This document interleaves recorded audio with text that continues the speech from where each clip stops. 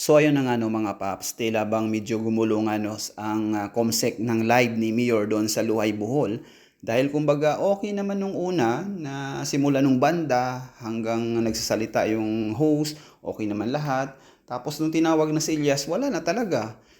Kasi mga paps kung sa signal okey naman yung ano, yung boses ni Elias or ni Kenji nagsalita okey naman. Ang problema lang naka-focus lang talaga dun parang nag-hang ng something gano'n. So hindi ko maintindihan kung anong nangyari sa live nila pero sayang.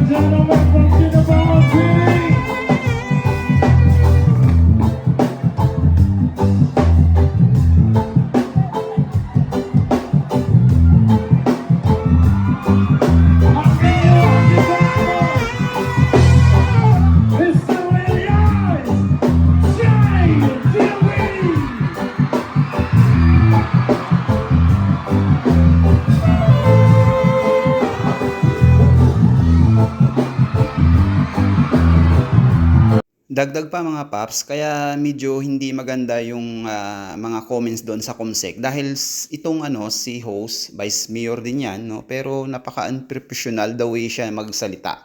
Bakit paano ko nasabi? Kasi yung taga Bilar nandoon nagtawag siya. Tapos issue na yun mga paps, binalik niya pa, 'di ba?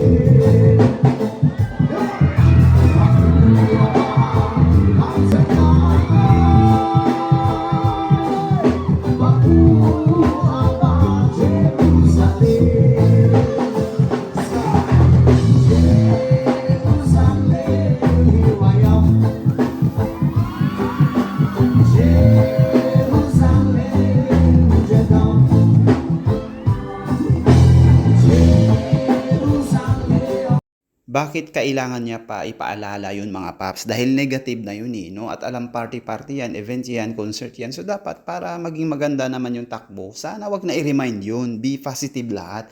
In-erase niya pa yung mga negative na bagay, di ba?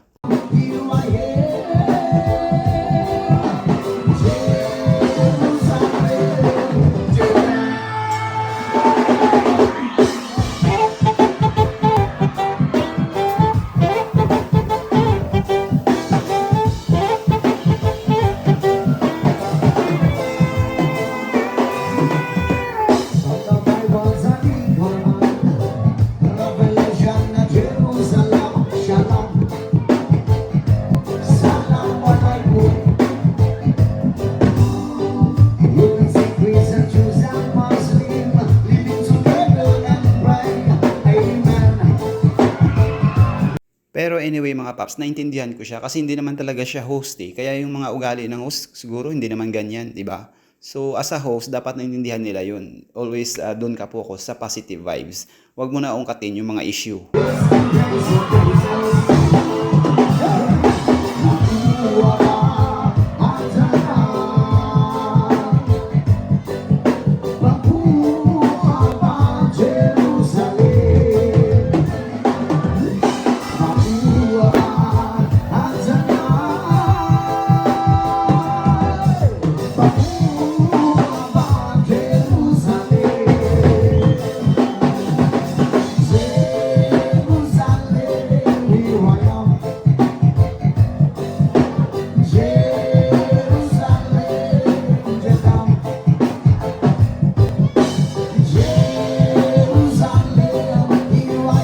Tapos nag-promote pa siya, Paps, ha? Elias JTV, yung kinuha ng minensyon na nga niya kung sino nagbayad. Tapos ang sinabi niya pa, kay Sweet Notes pa. Basta may something sa sinasabi niya na hindi maganda. Kumbaga tayo naman ay nakakaintindi. Dapat hindi na kailangan isabihin yung bagay na yun. Parang siya yung nagpapatrigger sa ibang mga panse. Parang sinusulsulan niya pa mga Paps yung dating ng pagkasalita niya. Para sa akin hindi yun maganda.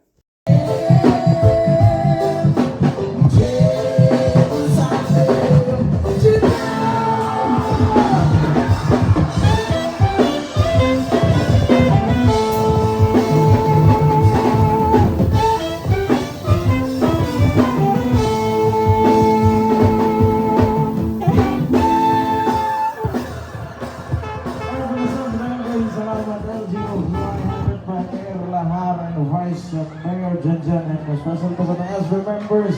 Ang pasalamatan po naman po kasama ito nga po ng major sponsors. Thank you so much again. Ay po sa mayong gabi sa inyong danay.